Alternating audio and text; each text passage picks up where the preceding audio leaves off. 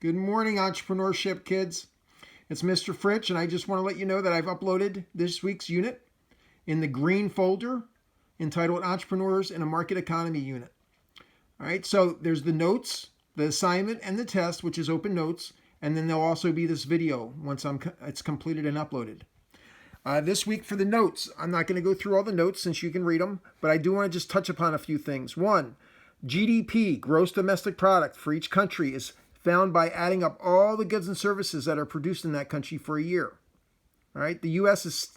last year did $21.44 trillion, and that's in all the goods and services that we've counted. There's also a lot of black market or under the table goods and services that are produced and sold under the table that the government doesn't even know about. All right, but the U.S. is their economy is much larger than any other economy. All right, next I talk about 5 different types of economic systems: traditional, command, market, mixed, which we are, and then green. Green's is somewhat of a new idea in the last 20 years or so. There's no true green economies out there, but there's some countries that approach a green economy. After that, we talk about the basic economic problem, which is simply where you have scarcity. You have unlimited wants and needs with limited resources to satisfy those unlimited wants and needs. That's your basic economic problem. Then we talk about productivity. Of course, productivity is the level of output that you get from one unit of input. And as you increase productivity for a company, the higher the profits go. Ways to increase productivity you can read about. One of the biggest ways to increase productivity is either to motivate employees in a way to make them work harder and produce more product and services, or improve the technology that they use. Then we talk about supply and demand. We've talked about supply and demand in this class many a times. I think you have a good concept of the idea of supply and demand. But once again, I do list it here, and you can read about it briefly.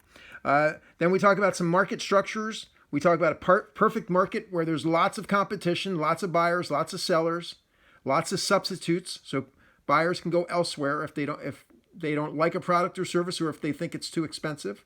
And then we talk about a monopoly, which is when one market controls the entire, or one company controls the entire market.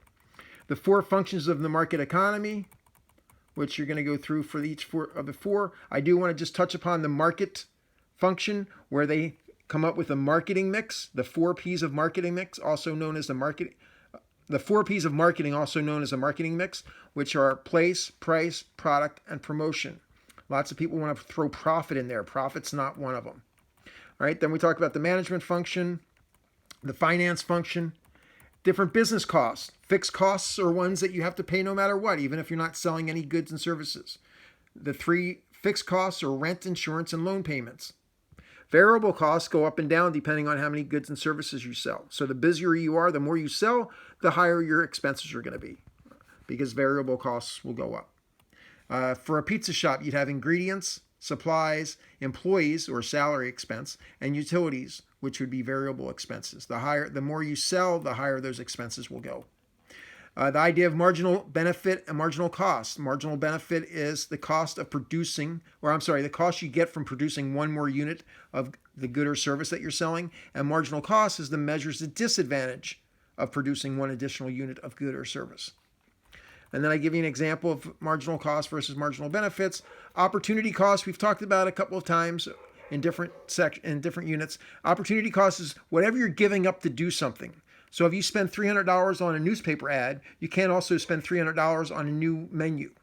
All right, so you're giving something up. When you do one thing, you give something else up.